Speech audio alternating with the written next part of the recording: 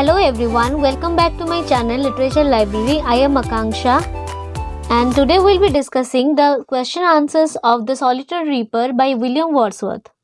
This was the most requested video until now, so let's start the topic. Solitary Reaper by William Wordsworth.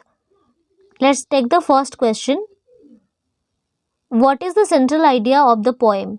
तो इस poem की central idea क्या है, इस poem किस topic पे बेस्ड है? तो इसका आंसर होगा the central idea of the poem is beautiful experiences have long lasting effects. इसका मतलब है हम अगर कुछ ब्यूटीफुल चीज़ें हमारे लाइफ में देखते हैं और अगर एक्सपीरियंस करते हैं तो वो बहुत दिन तक हमारे दिमाग में रहते हैं। The setting of the poem is, इस पोएम की सेटिंग कहाँ पे रखी गई है? तो the setting of the poem is the mountain regions of Scotland. इस पोएम की सेटिंग स्कॉटलैंड के माउंटेन रीजन्स में रखा गया है। Number 3, who are the people described in the poem? इस पोएम में पोएट ने किन लोगों के बारे में डिस्क्राइब किया है? The people described in the poem are the young girl and the travellers. तो पोएट ने इस पोएम में यंग गर्ल और ट्रैवलर्स के बारे में डिस्क्राइब किया है। Number 4, what does the expression highland lass refer to? Why does he describe her as yon solitary highland lass? तो इस पोएम में हाईलैंड लैश किसको बोला गया है और पोएट ने उस लड़की को यॉन सॉलिटरी हाईलैंड लैश क्यों बोला है? तो चलिए इसका आंसर देख लेते हैं। The expression highland lass refers to the young girl of Scotland who was cutting and reaping her corn crops and singing a melancholy song. He describes her as yon solitary highland lash because she was working alone in her field. तो यहाँ पे highland लैश उस young लड़की को बोला गया है जो कि स्कॉटलैंड में रहती है और वो अपने ही कॉर्न क्रॉप्स को खुद ही काट रही थी और खुद ही बांध रही थी और उसके साथ साथ वो एक मेलैंकली मतलब एक दुख भरा गाना गा रही थी। He describes her as yon solitary highland lash. उन्होंने मतलब पोएट ने उसे यॉन सॉलिटरी हाईलैंड लैश बोला है क्योंकि वो अकेले ही अपने खेत में काम कर रही थी। तो देखिए यहाँ पे यॉन का मतलब है वहाँ पे, मतलब वो लड़की वहाँ पे। सॉलिटरी का मतलब है अकेला, हाईलैंड लैश मतलब है हाईलैंड की लड़की। तो यॉन सॉलिटरी हाईलैंड लैश का मतलब हुआ वो हाईलैंड में रहने वाली लड़की वहाँ पे अकेले काम कर रही थी। आई होप यहाँ पे क्लियर है। तो चलिए आगे बढ़ते हैं। What is the girl doing?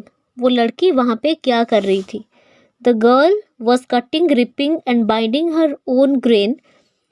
Along with that she was also singing a song.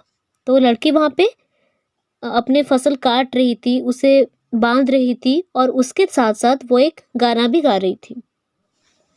Who does the poet say stop here और gently pass? पोएट ने यहाँ पे किसको बोला है कि अगर रुकना है तो रुको वरना यहाँ से चले जाओ? Why does he say so? तो पोएट ने ऐसा किसको और क्यों बोला है? The poet says the line stop here or gently pass to the passers by. He says so as he doesn't want anybody to disturb the solitary girl. तो poet ने ऐसा जो वहाँ से जो लोग गुजर रहे थे उनसे बोला है क्योंकि वो नहीं चाहते थे कि उस लड़की को कोई भी डिस्टर्ब करे, उसके काम में कोई भी बाधा डाले। Pick out the words which tell that the girl doesn't have anyone by her side. Poem में से ऐसे वर्ड्स को निकाले जो बोलते हैं कि वो लड़की वहाँ पे अकेले काम कर रही थी और उसके साथ वहाँ पे कोई नहीं था। तो इसका आंसर होगा the words which tell that the girl doesn't have anyone by her side are solitary, alone और single। तो ये 3 वर्ड डिस्क्राइब करते हैं कि वो लड़की वहाँ पे अकेले थी और अकेले काम कर रही थी। Number 8, what is the tone of her song? Happy, sad, soothing और sympathetic। वो लड़की जो गाना गा रही थी उस गाने की टोन कौन सी थी? तो जैसे कि हम लोग जानते हैं कि वो लड़की एक मेलैंकली सॉन्ग गा रही थी तो उसका मतलब हुआ the tone of her song is sad. वो लड़की एक दुख भरा गाना गा रही थी।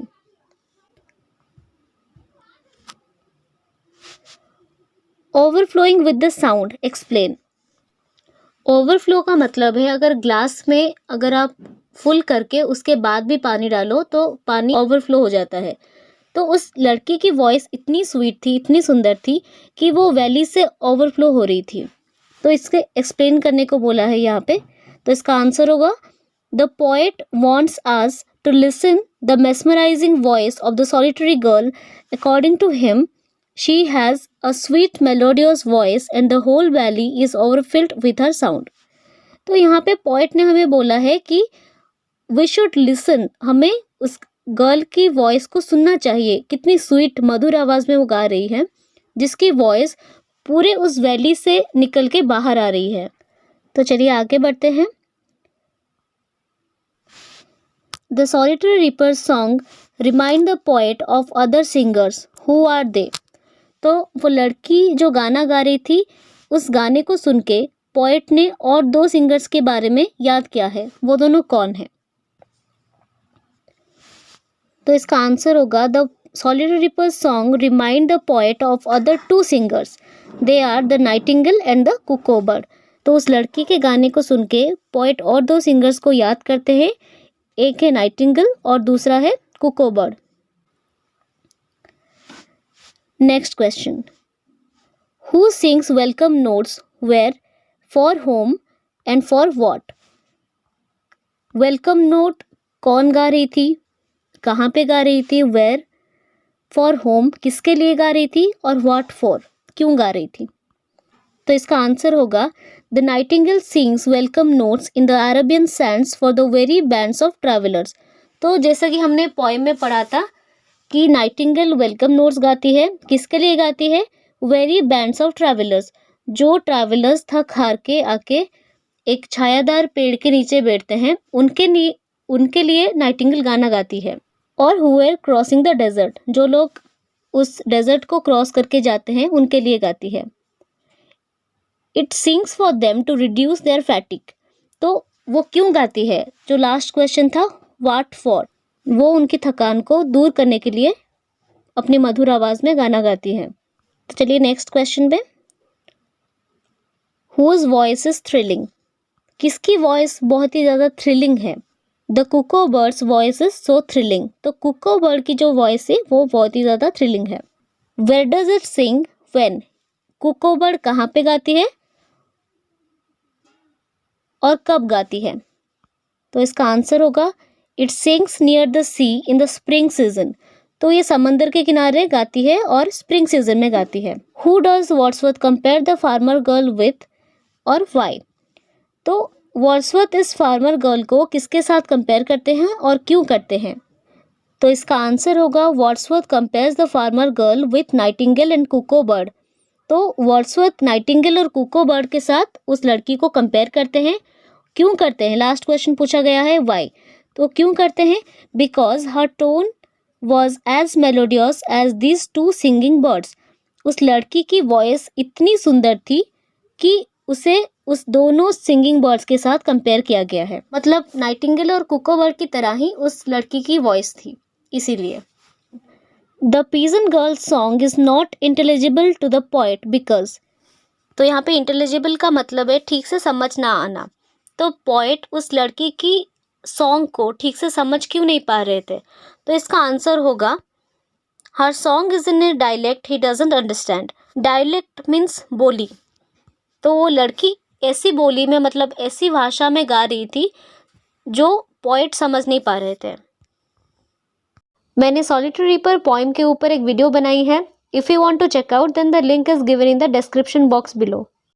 So that was it for today's video, guys. This was the first part of this session. I'll be covering the rest parts in the second part.